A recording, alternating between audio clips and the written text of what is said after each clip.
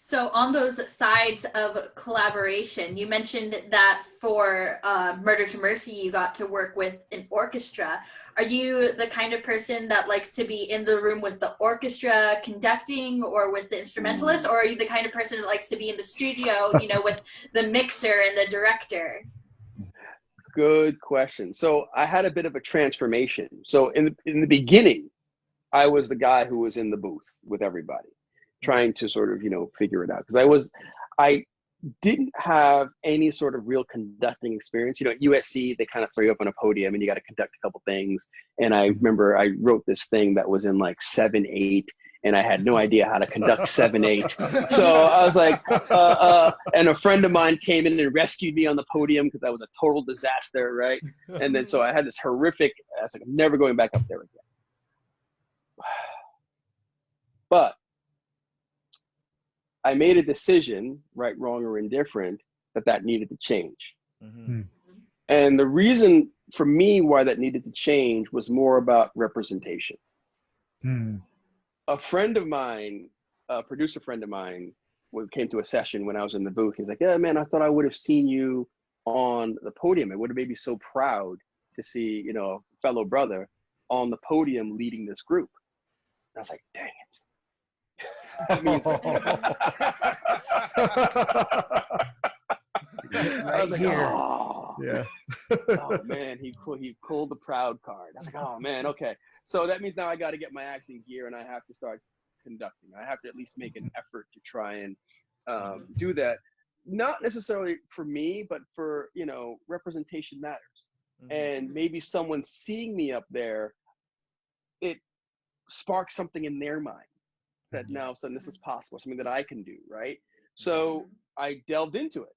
I started taking conducting lessons, which then led me to having the opportunity to conduct a song that I produced with Erykah Badu and Nas called "This Bitter Land," which came from the land.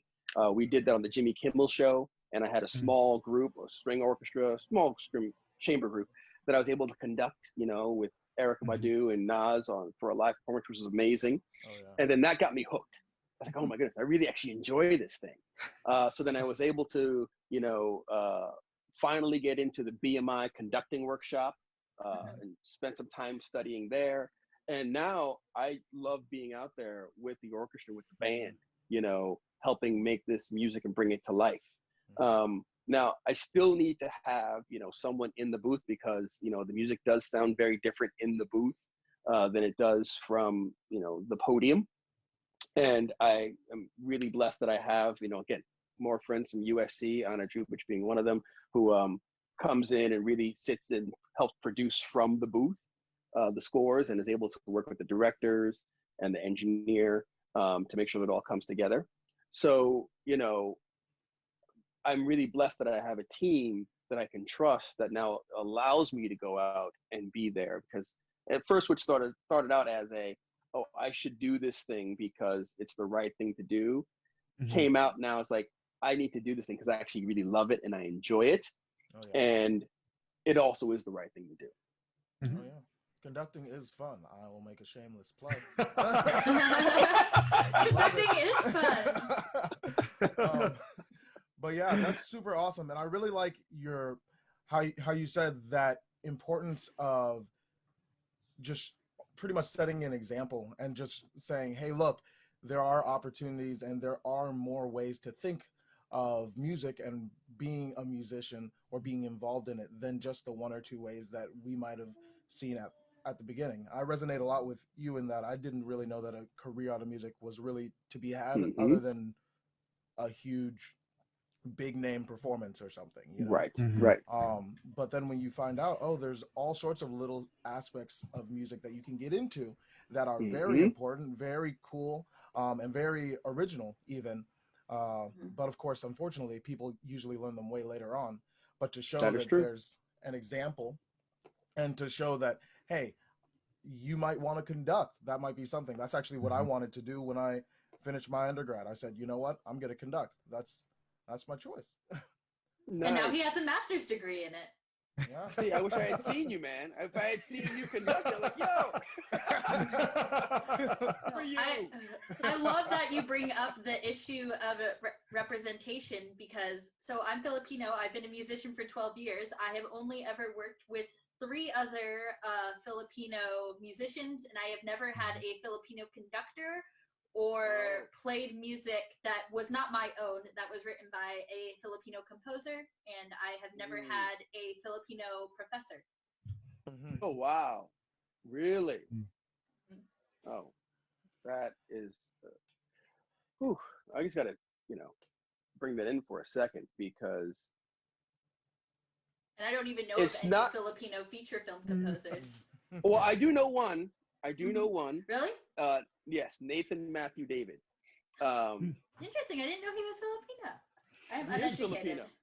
Oh, yes. He's Filipino, Nathan Matthew David. My good friend from USC. And, I'm super blessed that I have people like him in my life where, so here's the other thing that also we did is that I worked with a couple other composers of color, and we founded a group called the Composers Diversity Collective. And I know, bad acronym right now, CDC, but that's what we call ourselves, CDC for short. But, Composers Diversity Collective.org is where you can find it. And we are here to make sure that creating a space not only for composers of color, but also letting people know that we are here. And that we have Filipino composers who are doing, music for films. We have African Americans. We have Latino, Latinx. We have South Asian. We're all here. And the excuse that people say, well, we don't know any. Well, we're here to eradicate that excuse. So we have about 80 members so far, which is great.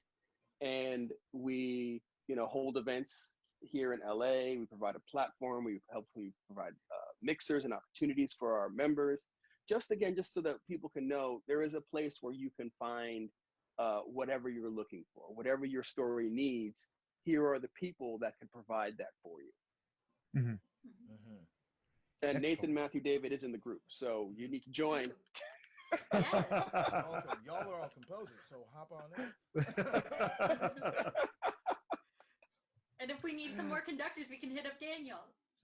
Oh, well, actually, the thing is that we are not only open to composers, but we also want to make sure that musicians, conductors, music supervisors, they're all part of our group. And we have various membership levels that are open to everybody, because we really want to make sure that, we all know who each other are, and that when a need arises, we say, well, here's the person that could do that for you.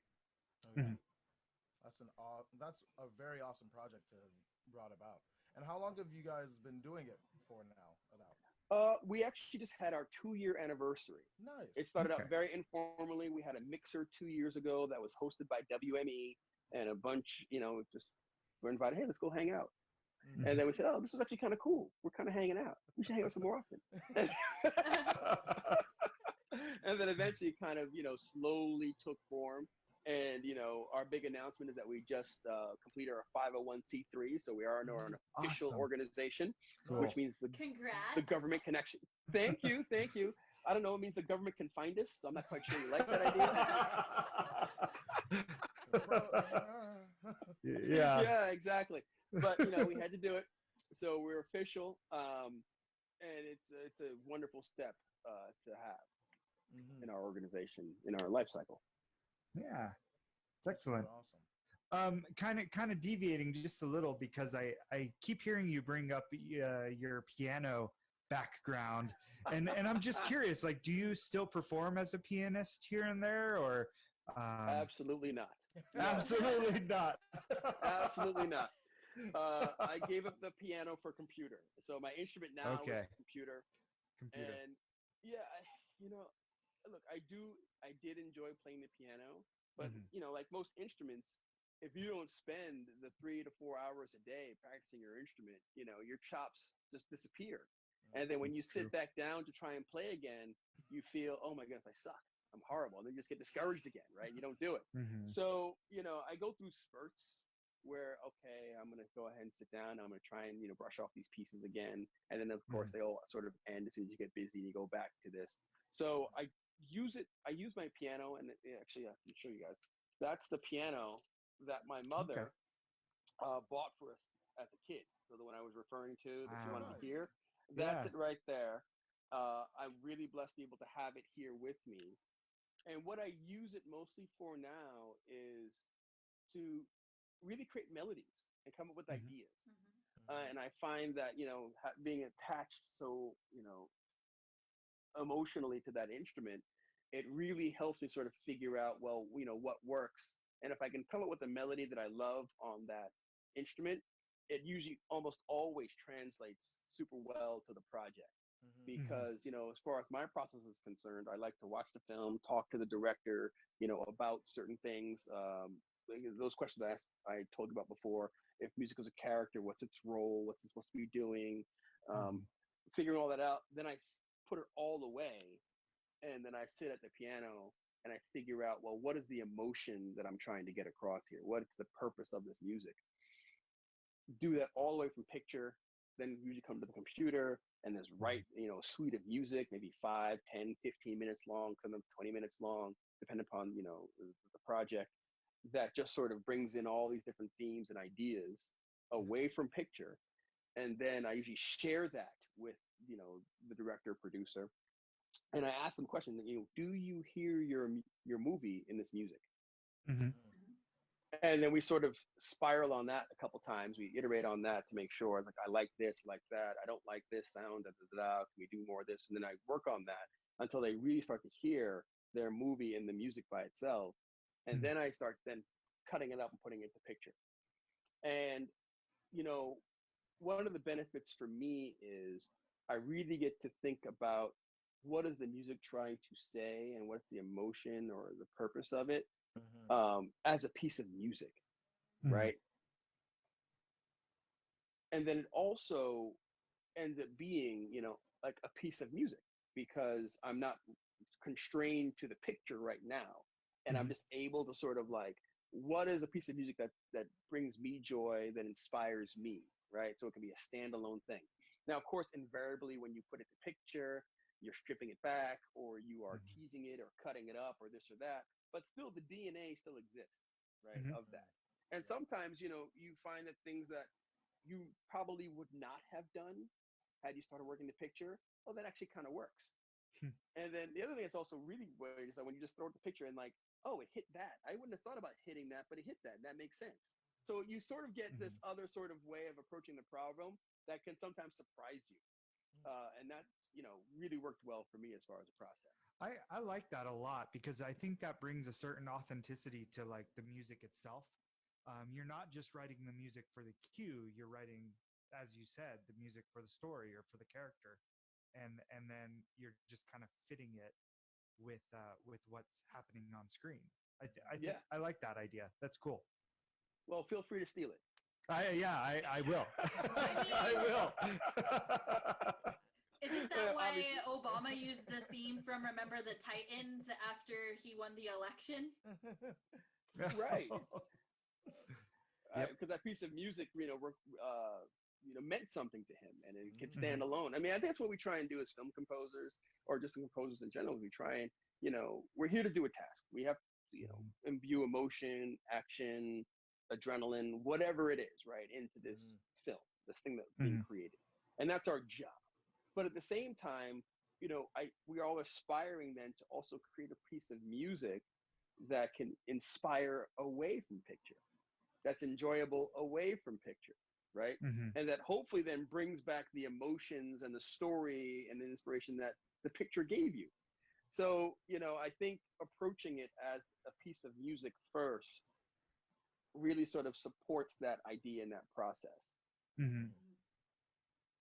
Kind of turning out and somewhat away from that, but not really, I guess. What's something that about the industry, and especially being in it now for long enough to at least have your 10 years kind of go through, right? What is something about the industry that you wish you had learned, or wish that was kind of like mentioned to you through your educational side of things? What didn't you learn in school, essentially? Ooh, what didn't I learn in school?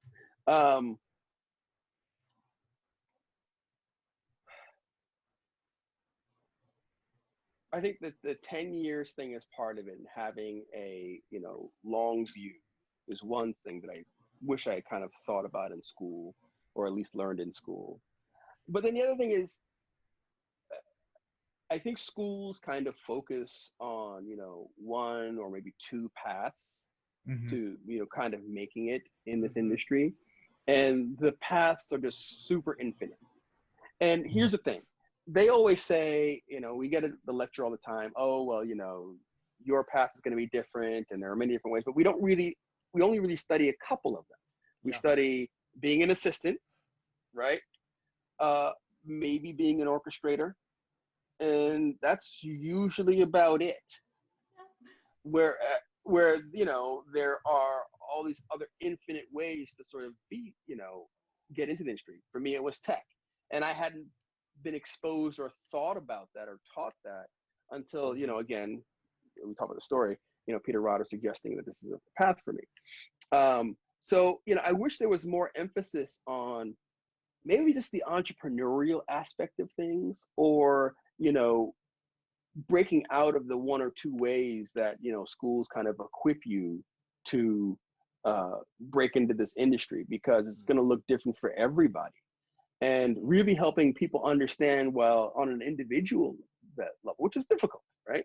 But on an individual, here are the skills that you have, and really help you sort of plot out, well, how can you leverage those skills to, not make something happen, but move in that direction. So I think that would be really cool if it was really more of an individualized, almost like career planning, right? Yeah. The mythical career planning that we have. I don't know if anybody in the undergrad went to the career center or this or that. And, what they normally do is they kind of just point you to a couple books. Here, some books over there, some internships over there, and that's kind of it. Did you check LinkedIn? Right, did you check LinkedIn? Well, check it out. So, I think we can do better than that. I think we can really get to know who our students are and say, okay, here's some opportunities. And of course, look, every now and then there was the referral that came into like USC. I'm looking for an assistant, and the director of the program would sort of handpick a couple people that he felt would be a good match. So it was kind of like the Tinder of assistantships back in the day, right? But that's going to help a select few people. And I think we can actually do a little better, and it's like, help a few more people by just sort of helping them hone in and using the experience. So I try and always do that with my students. I also teach at Occidental College, and it's an undergrad. So, students haven't really formulated where they really want to be in life yet. They just know they like music, but they're not quite sure. And I'm trying to help them figure out, here are some possibilities of what you can do. Okay. And then another sort of tangent on that, building on that, is, does anybody know what a grip is? So when you see the credits, there's the grip, right? Yeah. There's the key grip. Yeah. There's the best boy, right? Who's the best boy, right? I don't know who these people are. There's a lot of best boys in the film, right? So Best Boy actually originates from it was early 1900. That's like the beginning of film, and it started in Britain. And the best boy was the person on the mic crew that had to deal with all of the chords. Wow. They're the best. So it's like kind of like a dog and a leash. Wow. It's the mic guy and the chords. That's the best boy. You're the best boy. You got the chords. Interesting. See, here's the thing. I had no idea that it was, but that's a job. Yeah. That's a job. Someone totally is paying their mortgage. Someone is feeding their kids. Someone's providing education. Being the best boy. And the problem is that when you are on the outside, you don't even know these possibilities exist. All we see is the singular person, the cast. In our world, all we see is the composer, right? We don't see all the other opportunities that are there and all the other pieces that support that. Oh yeah. And I think we need to be giving people more options into well, what's the best boy of film composing? What's key grip? What are these other jobs that are there that you could potentially be a great fit for, right? Because traditionally these jobs are found out through, oh, your uncle was one, or your cousin was this, or they're part of the family, part of this sort of nepotism, right? Which is not necessarily a bad thing, because we all want to look out for our families, but we can promote these opportunities to other people, and that's how we start to get, diversity. And I think we start to elevate our art, because we're bringing in people from different perspectives and different experiences, and they lend that experience to the craft, to the art, right? And we then start to get out of this very myopic story making that we've been doing. And I think that goes for like all aspects of music, not just like on the compositional or the media side. Because like when we spoke to Julie Elvin, she talked about how when she was in school, nobody told her that she could be a video game vocalist. No one said that was a job. Oh yeah. Right. Yeah. So you can be in an opera, or you can be a choir teacher. The other stuff doesn't exist. Just about. And a lot of people be like, I don't know about opera. That's a lot. Yeah, it's a lot. So you can be a choir teacher. Bet. All right. That's how I feel as a composer. It's like, I don't know. That's a lot of work.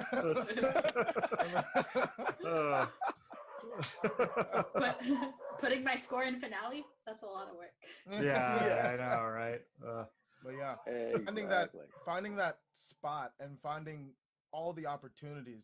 Yeah, I agree. That's a very important thing, that especially for like undergrad, just being able to explore, being able to understand that, yes, you may be a musician, but there's more to you as a musician than just the music aspect. What all is a part of who you are that you can utilize and that you can leverage to say, this is what makes me a unique musician? Because all of us are musicians, but what makes me special? What makes me different? And how can I use that? We don't all play the lick. That's right. Some of us just don't have lick. Like, can't do it. Well, thank you so much for joining us today. You honestly had so many great stories to tell. This might just end up being a trilogy. But what are your closing thoughts?